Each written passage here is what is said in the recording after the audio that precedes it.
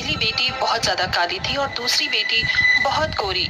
ऐश्वर्या को शुरू से अपनी बड़ी बेटी से बिल्कुल भी लगाव नहीं था। वो उसके काले रंग की वजह से उसे जरा भी पसंद नहीं करती थी और इसका कारण ये था कि उसका पति बहुत ज्यादा गोरा था और ऐश्वर्या भी बहुत ज्यादा गोरी थी, जिसके चलते कई बार उसका पति अभिषेक ऐश्वर्या से लड़ाई लड़ाई में कह देता है, अरे तुम जैसी औरत पर मुझे जरा भी भरोसा नहीं है। पता नहीं कहाँ तूने अपना मुंह काला करवाया होगा जो तेरी ये काली बेटी इस घर में जन्म लेकर पैदा हुई। आप ये कैसी बातें कर रहे हो? आपको जरा भी अंदाजा है कि आपने मेरे बारे में क्या कहा है? मेरी शादी हुई है जब से मैं इस घर से बाहर तक नहीं निकली हूँ और आप मुझे नहीं बल्कि मेरे कैरेक्टर के ऊपर उंगली उठा रहे हो। चलो ठीक है, अगर ऐसी बात है तो ये बताओ कि ये लड़की इतनी काली क्यों है? अगर मेरी बेटी होती या तुम्हारी और मेरी, हम दोनों ही गोरे हैं, हमारी बेटी इतनी काली तो नहीं हो सकती। अभिषेक इसी प्रकार से ऐश्वर्या से बहुत लड़ता है, जिसके चलते अभिषेक और ऐश्वर्या की लड़ाई एक वक्त पर आकर खत्म हो जाती है। वो अब अपनी छोटी बेटी स्नेहा को ही सारा प्यार करते हैं और उसकी सारी ख्वाहिशें पूरी करते हैं। बचपन से लेकर अभी तक उन दोनों के बीच में ये भेदभाव चलता रहता है। पिताजी, आप मेरे लिए वो वाली गुड़िया नहीं लेकर आए? मैंने आपको कहा था ना, मुझे मेरी प्यारी वाली गुड़िया चाहिए। प्लीज आप लाकर दो ना मुझे। ओहो, मेरी प्यारी गुड़िया को एक प्यारी सी गुड़िया चाहिए? हाँ, चिंता मत करो, कल ही मैं तुम्हारे लिए बहुत प्यारी गुड़िया लेकर आऊंगा। पिताजी, मुझको भी गुड़िया चाहिए। ऐसा क्या पेड़ पर उगते हैं जो मैं तेरे लिए भी गुड़िया लेकर आऊंगा? इस घर में रहने के लिए मिल रहा है, इतना ही काफी नहीं है क्या तुम्हारे लिए? सलोनी किताब लेकर बैठी होती है। अभिषेक गुस्से से उसकी किताबें फेंक देता है। ये देख सलोनी रोती है और रोकर अपनी माँ ऐश्वर्या के पास पहुंच जाती है, लेकिन ऐश्वर्या भी उसे धुतकार कर अपने पास से भेज देती है। इसी प्रकार अब ऐश्वर्या और अभिषेक दोनों ही बेचारी सलोनी के ऊपर जरा भी ध्यान नहीं देते और उसका स्कूल तक छुड़वा देते हैं, जिसके चलते सलोनी केवल घर के काम ही करने में रह जाती है। ऐसे ही समय बीतता है और दोनों बहनें बड़ी हो जाती हैं। जहां अपनी खूबसूरती के कारण स्नेहा अपनी बड़ी बहन सलोनी से नफरत करने लगती है।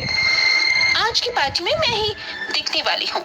ये ड्रेस तो मेरे पर बहुत ही प्यारी लग रही है और मुझे देखो जरा मैं कितनी खूबसूरत लग रही हूँ। चलो चलकर अपनी काली कलोटी बहन को चढ़ाती हूँ। स्नेहा ऐसा सोचने के बाद बहन सलोनी के पास पहुंच जाती है और उसे बंठन कर दिखाने लगती है और ऊपर से उसे उसके काले रंग के लिए ताने भी देने लगती है।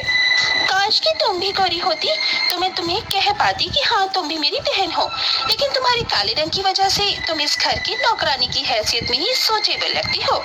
चलो मैं तो पार्टी में जा रही हूँ, तुम यहाँ झाड़ू पोछा करती रहो। स्नेहा ऐसा कहकर वहां से चली जाती है, लेकिन इस बात का सलोनी को जरा भी बुरा नहीं लगता, क्योंकि बचपन से ही वो स्नेहा के ऐसे बर्ताव को झेलती आ रही होती है।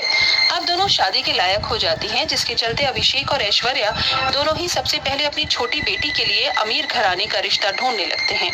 बहुत जल्द उन्हें एक अमीर घराने का रिश्ता भी मिल जाता है, जिसके बाद वो अपनी गोरी बेटी की पहले ही शादी कर देते हैं। अरे स्नेहा, तुम्हारी बहुत अमीर घराने में शादी हुई है। देखना बेटी, तुम्हारी जिंदगी खुशियों से भर जाएगी, तुम्हें किसी चीज की कमी नहीं होगी और हमेशा तुम खुश रहोगी। चलो चलो, अब ज्यादा प्यार मत दिखाओ, नहीं तो इसे यहाँ से जाने में बहुत तकलीफ होगी। चलो स्नेहा, अब तुम अपने ससुराल के लिए निकल जाओ। अभिषेक और ऐश्वर्या दोनों ही स्नेहा को उसके ससुराल के लिए विदा कर देते हैं, जिसके बाद वो अपनी काली बेटी से छुटकारा पाने के लिए उसकी शादी एक बहुत ही ज्यादा गरीब घराने में कर देते हैं। लेकिन गरीब घराने में जाने के बाद सलोनी को एक बहुत अच्छा परिवार मिलता है। वो लोग गरीब तो होते हैं, लेकिन सलोनी की बहुत कदर करते हैं। आओ बहू, घर के अंदर आओ, तुम्हारा इस घर में स्वागत है। देखो हम लोग गरीब हैं, लेकिन इस घर में तुम्हें हमेशा खुश रखने की कोशिश करेंगे। जो प्यार सलोनी को कभी अपनी माँ से नहीं मिला, वो प्यार उसे अपनी सास से मिलता है और उसकी आंखें भर आती हैं। वहीं उसका पति अर्जुन बहुत समझदार होता है और एक छोटी सी फैक्ट्री में काम करके वो अपने घर का जैसे तैसे गुजारा करता है। उन सभी का इतना अच्छा बर्ताव देखकर सलोनी गरीबी में भी खुशी से रह रही होती है, तो वहीं उसकी छोटी बहन स्नेहा अपने ससुराल में अपने अमीर परिवार के साथ परेशान हो जाती है। अरे माँ जी, कहाँ जा रही हो आप? तुम्हें नहीं पता, हर सैटरडे नाइट मेरी किट्टी पार्टी होती है और उसके बाद मैं फुल नाइट बाहर ही रहती हूँ, तो आज मैं घर पर वापस नहीं आने वाली हूँ। मेरा इंतजार मत करना और मेड से कह देना कि मेरा खाना न बनाए। वैसे तो उसको पता ही है, मायावती ऐसा कहकर अपनी ब्लैक कैट को लेकर वहां से चली जाती है, जिसके बाद स्नेहा अपने मन में सोचती है, आज तो माँ जी भी घर पर नहीं है और आज शायद विकास जी भी घर पर जल्दी ही आ जाएंगे। आज मैं उनके लिए सरप्राइज प्लान करती हूँ, उन्हें बहुत अच्छा लगेगा। ये सोचकर स्नेहा अपने पति को सरप्राइज देने के लिए घर पर डेकोरेशन करती है और उसके लिए केक बनाती है। लेकिन जैसे ही विकास ऑफिस से घर आता है, वो स्नेहा से कहता है, What the hell? ये सब क्या कर रखा है? तुम पागल हो गई हो क्या? तुम्हें पता होना चाहिए कि मैं ऑफिस में कितना फ्रस्ट्रेटेड हो जाता हूँ और फिर यहाँ आकर मैं सोचता हूँ कि मुझे थोड़ा सा रेस्ट मिले, लेकिन तुम हो कि पूरे घर को बिखेर कर रखा है। विकास का ऐसा बर्ताव स्नेहा को बहुत अजीब लगता है। वो हमेशा उससे रूड बिहेव करता है, यहाँ तक कि वो उसके साथ कहीं घूमने फिरने भी नहीं जाता। ऐसे ही कुछ दिन बीत जाते हैं और ऐसे ही एक दिन स्नेहा के मन में अपनी गरीब बहन से मिलने के लिए सोच आती है। मैं तो एक लग्जरी लाइफ जी रही हूँ, लेकिन मैं देखूँ तो सही मेरी गरीब बहन का क्या हाल हो रखा है।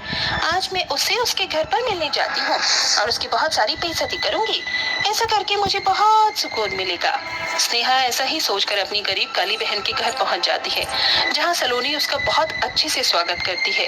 ओह माय गॉड, तुम्हारी तो बहुत ही बुरी हालत है। तुम इतने गरीब परिवार में रह रही हो। छी छी छी छी, यहाँ तो बैठने के लिए साफ कुर्सी तक नहीं है। तुम्हें पता है ना मैं कितनी बड़ी हवेली में रहती हूँ। मेरे चारों तरफ नौकर चाकर घूमते हैं। तभी अर्जुन कुर्सी साफ करके स्नेहा को देता है। साली साहिबा, आप यहाँ पर बैठिए, मैं आपके लिए समोसे लेकर आता हूँ। ओहो, वेरी टिपिकल शॉप। तुम्हारा मुझे साली साहिबा बोलने की जरूरत नहीं है। I don't like it। और हाँ, वो बाहर के समोसे में खाना पसंद नहीं करती। मुझे तो 5 स्टार होटल के समोसे ही पसंद आते हैं और वो लाने की तुम्हारी हैसियत ही नहीं होगी। ये कहने के बाद स्नेहा वापस अपने घर आ जाती है, जहाँ वो अपने पति विकास को मूवी देखने के लिए कहती है। लेकिन विकास तेज ऊंची आवाज में कहता है, तुम्हें समझ क्यों नहीं आता है? मैं तुम्हारी तरह फोकट में अपना टाइम वेस्ट नहीं करता। मेरे पास कहीं जाने का कोई टाइम नहीं है। मुझे अपने ऑफिस का बहुत सारा काम है। ये लो कार्ड, जहाँ जाना है वहाँ जाओ, शॉपिंग करना है शॉपिंग करो, बस मेरा पीछा छोड़ो। ऐसा कहने के बाद विकास अपने काम में लग जाता है। इसी के चलते स्नेहा को अपनी गलती का पछतावा होता है और वो अपने आप से कहती है, सब कुछ है मेरे पास, अमीर परिवार, पैसा, बंगला, लेकिन इन सब चीजों के होने के बाद मुझे वो खुशी नहीं है जो खुशी मुझे मेरी गरीब बहन के घर में उसके चेहरे पर देखने को मिली। सब कुछ होने के बाद भी मैं अकेली हूँ, लेकिन मेरी बहन के पास कुछ भी न होकर वो बहुत खुश है। कुछ टाइम बाद स्नेहा अपनी गलती की माफी मांगने के लिए अपनी बहन के घर जाती है, जहाँ वो उसकी हालत सुधर चुकी थी, क्योंकि उन दोनों ने समझदारी के चलते एक समोसे की दुकान खोली और उससे उन्होंने कमाने का साधन खोज लिया, जिसके चलते अब उनकी रोजाना की कमाई से वो अपने घर की परेशानियों को दूर कर देते हैं और अपने जीवन में खुशी खुशी रहने लगते हैं। दीदी, मुझे माफ कर दो, मैंने हमेशा से आपको बहुत बुरा भला कहा और माँ पिताजी ने भी आपको कुछ नहीं समझा, लेकिन आज जब मैं अकेली हुई तो मुझे पता चला कि अकेले होने का एहसास कैसा होता है। धत पगली, तू मुझसे छोटी है, तुझे मुझसे माफी मांगने की जरूरत नहीं है। आज मैं तुझे अपने हाथों से बने हुए समोसे खिलाऊंगी। सलोनी अपने हाथों से स्नेहा को समोसे खिलाती है। अपनी बड़ी बहन का ये प्यार देखकर सलोनी बहुत खुश होती है। उस दिन के बाद से उन दोनों के बीच सब कुछ ठीक हो जाता है और वो दोनों बहनें खुश